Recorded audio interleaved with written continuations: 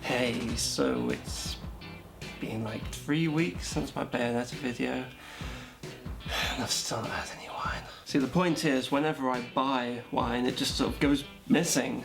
I've tried alternatives, like fermenting Ribena, but that was stupid.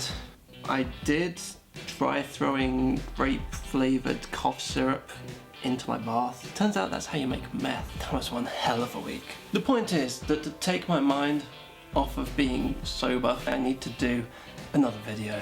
I've been saving some emergency vodka just for this precise moment. To simulate being drunk, I needed to play a game that's kind of on par with having a month acid trip.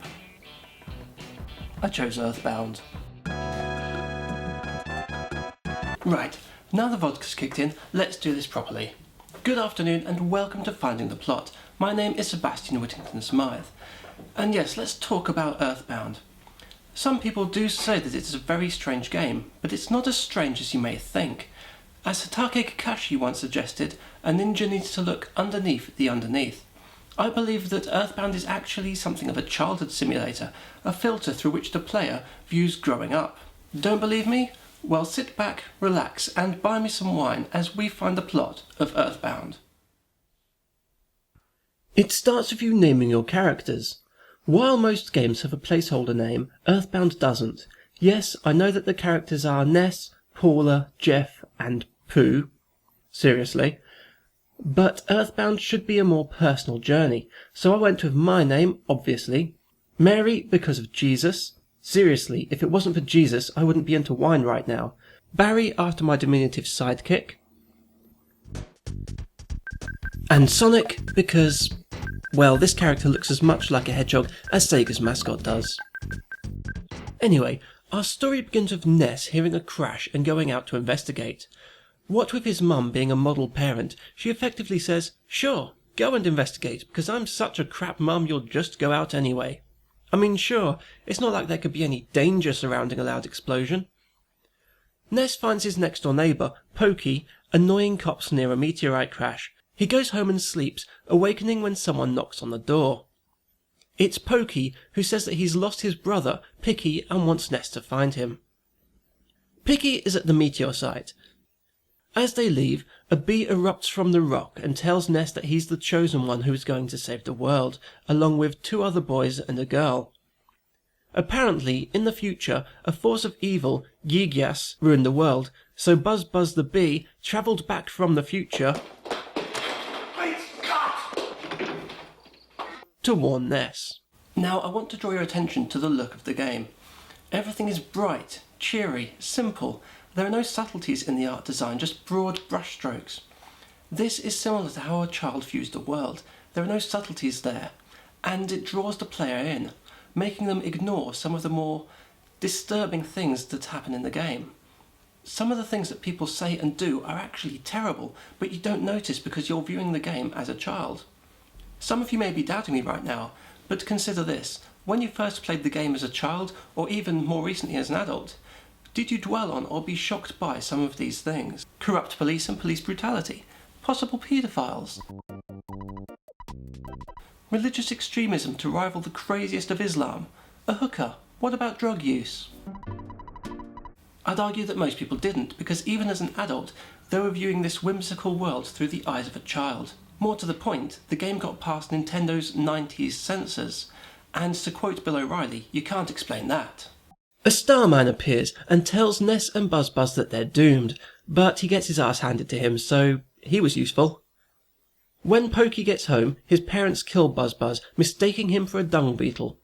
Before he dies, Buzz Buzz tells Ness a bit about his destiny and gives him the Sound Stone, which will record melodies of the world that will give him the power to defeat Gigas. Ness heads out on his adventure with his mother not caring at all, and off he goes to meet the aforementioned possible paedophile, who offers to show him something in his basement. It turns out not to be his penis, but a statue he's found. This statue appears frequently throughout the game and is a source of evil. Ness needs to go to Giant Step to get his first melody, but the entrance is locked. It turns out that to get the key, he has to clear a local gang off the streets for the mayor. See? A totally irresponsible adult shirking responsibility, and Ness just shrugs it off, and so does the player because you're caught up in the childhood naivety. Ness defeats the gang, who happen to have their own personal death robot. He gets the key and finds the first melody. As he leaves, he is told off by the policeman for trespassing even though he had permission. Ness goes to the police station as instructed and is attacked by the cops? Seriously, they tried to kill a child. They lose, but that's not the point. This town is appalling. Why didn't Nintendo censor this? You can't beat up transvestites in Final Fight, but it's okay for cops to attack children? Anyway, after kicking the cops' asses, Ness goes off to Tucson, a town where his next ally, Paula, is supposed to live. Here, Ness is attacked by a crime boss, and nobody seems to mind. Again. And where are the police? Oh yeah, they're busy killing children. Either way, it's revealed that Paula has been kidnapped by a religious order who wants to sacrifice her to their god. So Ness invests in an inventor's inventions, gets a magical pencil eraser and erases a random pencil so he can go and rescue her. Okay, I admit that's a little odd, but we are being kids here and it's no stranger than what Bayonetta got up to. At least this is relatable. I mean, I'm always being inconvenienced by giant adamantium pencils. In this new town, Ness meets a blue-obsessed religious order. Wait, those costumes look oddly familiar. If I just adjust the colours a bit...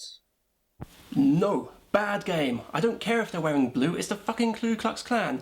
I mean, Nintendo, in the early 90s, put out a game where the Ku Klux Klan are trying to sacrifice a little girl, and nobody noticed. I mean, this proves everything. The game just sucks you in, and you don't notice all of this bizarre stuff that's going on.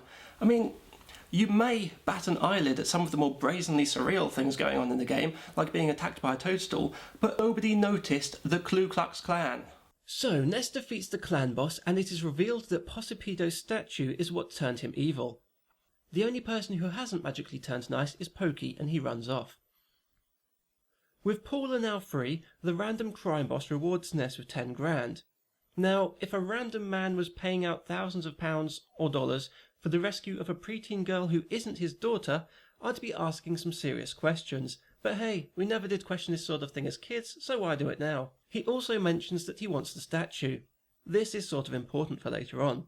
Anyway, they try to go to the next town, Threed, but there are ghostly fans of Ric Flair in the tunnel who are blocking their progress. Woo! Woo! Woo! Luckily, there is a band who is being held to ransom in the local theatre, and the owner wants 10 grand to clear their debt. How deliciously convenient. Overjoyed at being free, the band gives you a lift, and their happiness drives the ghosts away. When they arrive, they find out that the whole town is infested with zombies. There is also a circus, but to save the game from being too scary, there are no clowns. In the main circus tent is a sort of a resistance group. They have the plan to trap the zombies in their tent and then burn it down, killing them in an awesome zombie barbecue.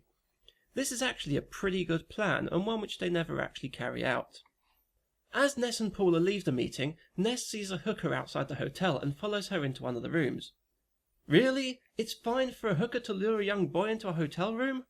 The reason this shocks me is because Ninty did actually insist on some cuts. Yeah, they cut the Red Cross off of hospitals in case it was offensive. But hookers, the clan and police brutality are A-OK. Either way, in the room, he and Paula get pwned by some ghouls and ghosts. It's a shame Admiral Akbar wasn't with them really, because he wouldn't have fallen for such an elementary ruse. And now that they're trapped... Wait, since when did zombies imprison people? It's time to meet our third hero. This is Jeff, a boy in a boarding school. Paula contacts him by telepathy, and he leaves the school to go to their rescue. With the help of a monkey, Jeff hitches a ride to his father's lab on the back of Tessie, who is basically the Loch Ness Monster. Before they get there, they pass through a dungeon created by a vagina-faced man. This man says that a scientist will turn him into a dungeon man, as you do. This is actually an important and tragic character, but I shall say more about him later. The scientist, Jeff's father, seems to know about Paula and Ness, because this is a child's story and plot convenience is a necessary evil. Luckily, he has a flying machine that will take him to them. Jeff pilots the machine to a disastrous landing that should have killed all three of them, but didn't. He then helps them bust out of their prison. After some stock fetch quests, the group dashes off to confront the zombie leader. On the way, they stop at Saturn Valley, a village full of sentient upside-down male genitals. One of these gives them the password to the zombie base, but you shouldn't listen to these guys because they are talking bollocks. Yeah, sorry about that. Anywho, we find out that the boss of the zombies is a pile of vomit. With that out of the way, the team finds the next song location and returns to Threed to find that the zombies are gone and the buses are now running to Fourside. Off they trot through the desert where they meet a hungry treasure hunter who offers any riches he finds in return for something to eat, and we realise that by comparison, Pulp Fiction's $5 shake is a bargain. Fourside is being run by a criminal called Monotoli, who suddenly found money and power. The Runaway Five are being held hostage, again, but reveal that they will help our heroes to reach Monotoli. The only problem is that they are once again in debt, but this time to the tune of $1 million. It just so happens that Mr. Treasure Hunter has excavated a terrifying amount in the past few minutes, and Ness has a dungeon to explore. Within this dungeon are nooses that look like cousins of Mr. Hankey, and one wonders why imagery of a noose, something that exists solely to kill, made it past the censors. With the monsters cleared out, the treasure hunter's brother finds a diamond which he gives to our heroes, and they use that to buy the freedom of the Runaway Five. Around this time, the department store in town has opened. They explore it and Paula gets kidnapped by an alien, so naturally, Ness heads off to kill it. As it dies, it reveals that Paula is with Monotoli. In Monotoli's building, we find out that Pokey is his advisor and is just as much of a dick as usual. But we can't get anywhere meaningful yet, because of security. Ness explores and finds a cafe. While there is a bang, and as we go out to have a look, we find Paula's criminal pimp is on the floor, surrounded by a shocked crowd. He reveals that Monotoli stole the evil statue from him, and that there is a secret behind the counter in the cafe. He then buggers off, and we never find out what actually happens to him there. Perhaps his departure is symbolic of how parents usually tell children that a deceased person has moved away, gone on holiday, or something similar. Before we progress, let's recap what we have seen so far. We have adventured as a child through an evil world that would not be out of place in a gritty crime drama, but because of the world's inherent whimsy, nobody notices. This is just like living life as a child. Nothing has any gravitas, no significance, it all just is what it is, and Earthbound perfectly manages to get the player to buy into this attitude. But that is all about to change. In the cafe, surrounded by Adam Ant and various mafia types, Ness examines the wall and is transported to a strange world of neon called Moonside. While there, everything is reversed. Yes means no. And people hate wine, the bastards! Eventually, Ness encounters Monotoli and the statue. This statue is the embodiment of evil, and it turns out that the statue was in the secret room behind the counter. It projected an illusion into Ness, showing him a strange, unfriendly world where he confronted evil itself. Up until this point, there hasn't been a single relatable antagonist in the game. Yes, people have done mean things, but have been redeemed. We have been progressing through isolated incidents of meanness. Now, for the first time, Ness has truly known evil, and he will never be the same. Following a spot of fannying about, Ness gets an invention that makes trout yogurt. Just as well, really, because the maid in Monotoli Tower needs just such a thing, and she steals it from Ness. This contrivance finally allows access to the upper levels of Monotoli Tower. While there, our heroes battle through some robots, and the Runaway Five show up as promised to do naff all.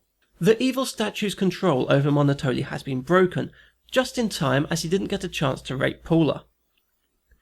He says that Ness needs to go to a pyramid, and that he can use his helicopter, but Pokey steals it first. It seems that like the statue, Pokey is truly evil.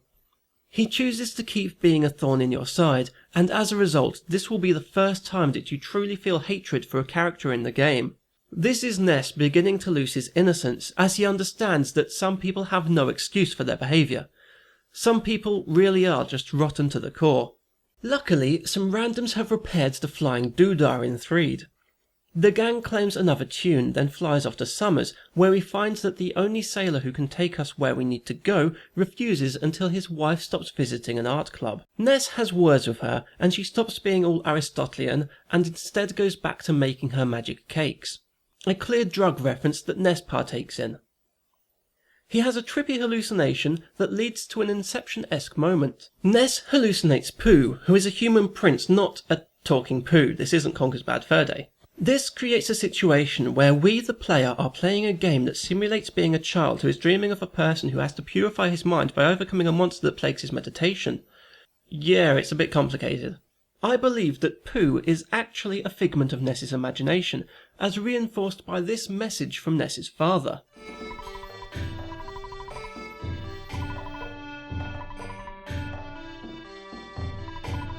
Nevertheless, Ness completes this dream where Pooh purifies his mind, then teleports to join the group.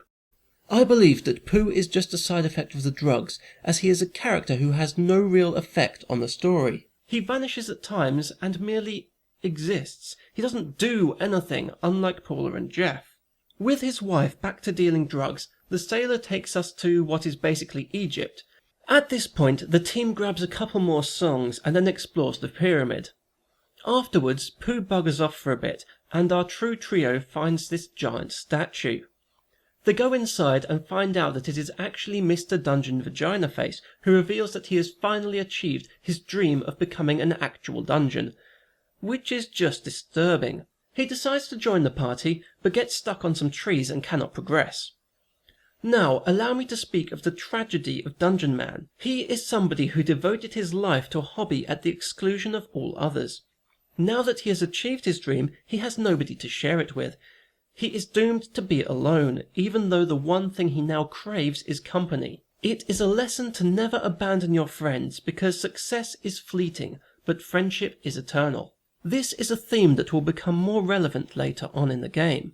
Anyway, the team reaches a swampy place, where Pooh rejoins them and they re-kill Mr. Vomit. They meet some lemmings who are too shy to talk to them. Conveniently, Apple Kid calls them from Winters to tell them that he has a book on overcoming shyness. You know, it's almost as if it was meant to be. When the team arrives, both Dr. Ardnort and Apple Kid have been kidnapped by aliens, and are being held in Stonehenge. The image of these people being trapped in tubes is somewhat disturbing, and it is one that doesn't just wash over the player like previous Strangeness has. Ness is growing up. Ness retrieves the book, and the lemmings love it.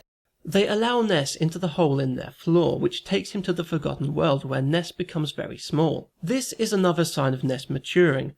This is a literal display of Ness now being aware of the world and just how small he is within it. This is also where Ness gets his final song, and then passes out. Through each melody, Ness has remembered an important part of his life, and with this final one, he is transferred into his own mind to look at what he has become. Inside, he encounters more evil and battles with another statue. This is Ness becoming aware that evil not just resides in others, but also within himself. He vanquishes this evil and becomes more powerful, but he has also taken a step too far. He has sampled fruit from the Tree of Knowledge, so to speak, and he sees the world for what it is. They head back to Saturn Valley and find that Dr. Ardnort has made a ship that will transport them to fight Gigas, but alas, they need the meteor as a fuel source. Ness and crew now go back to Onnet, but with Ness's newfound knowledge, Onnet is seen as a dark, dismal place. The injustice and bad vibes are stifling, but he endures them so as to get the meteor piece.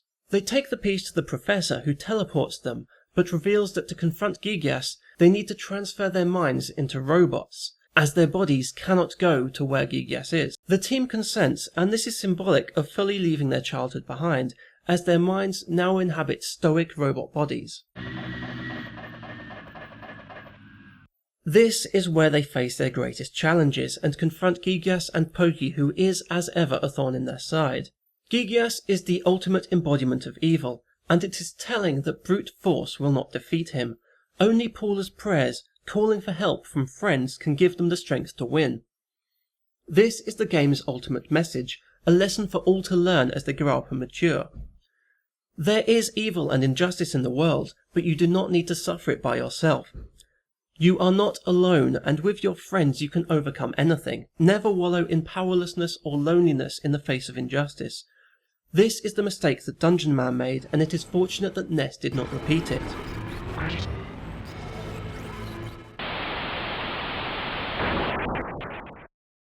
With Gigas defeated, Pooh goes away, and in his place are letters to Ness, Paula and Jeff, proving that Pooh was never really there. Interestingly, the letter to Jeff reveals that his friend, Tony, was totally gay for him. Get in there, Jeff!